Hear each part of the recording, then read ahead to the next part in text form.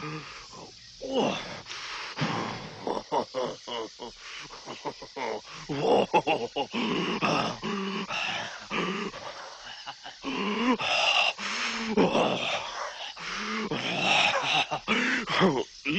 now for something completely different. Indeed, and now for something completely different, he said.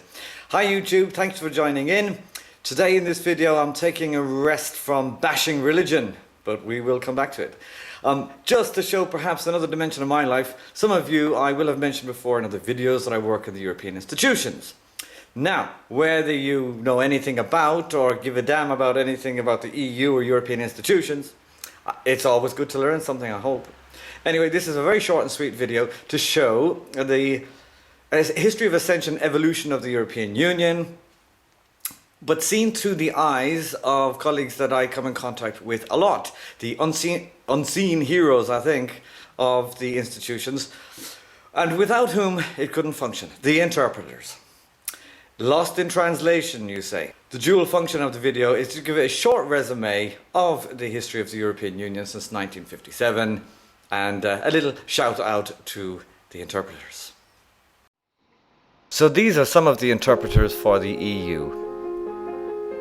They are to be found at the Directorate General, or DG, for interpretation.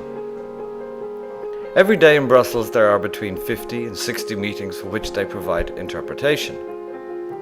There is a staff of 500 to draw upon, plus several thousand freelancers, of whom a good 300 will be recruited on any one day. In its most basic form, the job consists of interpreting for two people using two languages. The interpretation can be provided directly in a whisper, but if the group is bigger, then they take notes while the person is speaking and then provide what is known as consecutive interpretation.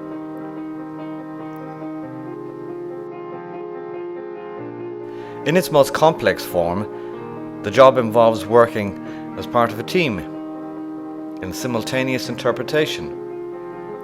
Here they may be working not in 2, but in 23 languages. I doubt many of the EU founding fathers could possibly have imagined an evolution on this scale. It all started in a relatively simple way, with 6 nations, 4 languages and a handful of interpreters. The first step on the road was the Paris Treaty in 1952, which created the High Authority for Steel and Coal. Then in 1956, meeting in Venice, the foreign ministers of the 6 decided to set up an intergovernmental conference to draft the texts of what was to become the Rome Treaty. As you see in this meeting, it was just served by just 2 interpreters. Belgium offered to host this conference, and so it was that the Château Val de Chaise became the scene of a marathon that was to run for 10 months. Interpreting and interpretation was indispensable for French and German, and this was provided by just 6 interpreters working in conditions which seem primitive indeed by today's standards.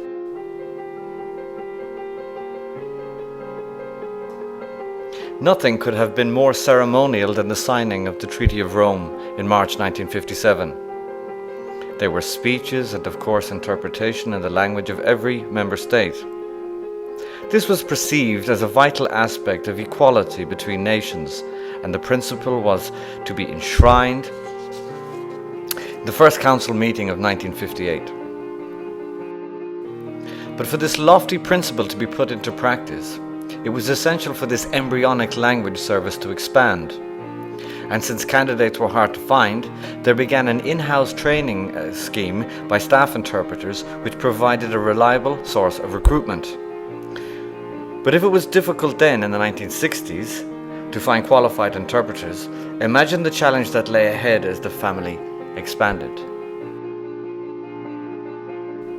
In 1973, Denmark, Ireland and the United Kingdom joined the then EEC, bringing with them Danish and English. There were now 9 member states and 6 official languages. In 1981, the Hellenic Republic joined the community.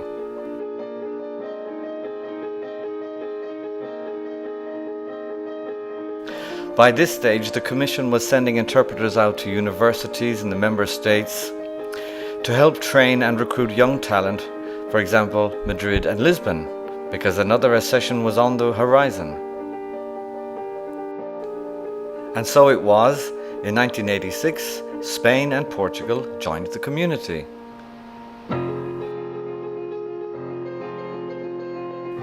A further 2 languages had to be catered for as of 1995, when Austria, Finland and Sweden joined the community.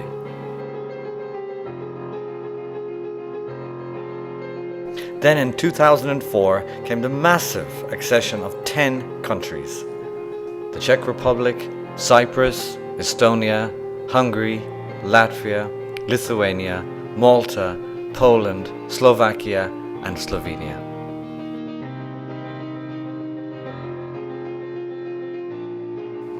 And in 2007, the Union was joined by Bulgaria and Romania, bringing the grand total to 27 member states, and including Irish or Gaelic, 23 official languages. And how have the interpreters faced up to the challenge? Well, firstly, by helping the candidate countries train interpreters and then recruiting them. Secondly, by encouraging staff interpreters to learn new languages. With a mixture of both, it became possible to run a meeting in a great many languages. Much of the work is done directly, but two-way interpretation and relay are necessary. For example, this Polish interpreter may work 2 ways. He will interpret into Polish for his delegate, and when the delegate speaks, then the interpreter will put the speech into English. This enabling all the other colleagues in the team to relay into their own language. So it can be done, as long as the human resources are available and the premises. The architecture of such buildings is a challenge in itself. It has been suggested in Council to opt for a more remote interpretation. Under this option, the team would work from screens at a separate location and so release much needed space in the meeting room itself. Technically speaking, this can be done, but it is costly, and perhaps more importantly, most interpreters feel it is a dehumanizing experience which distracts from their ability to communicate.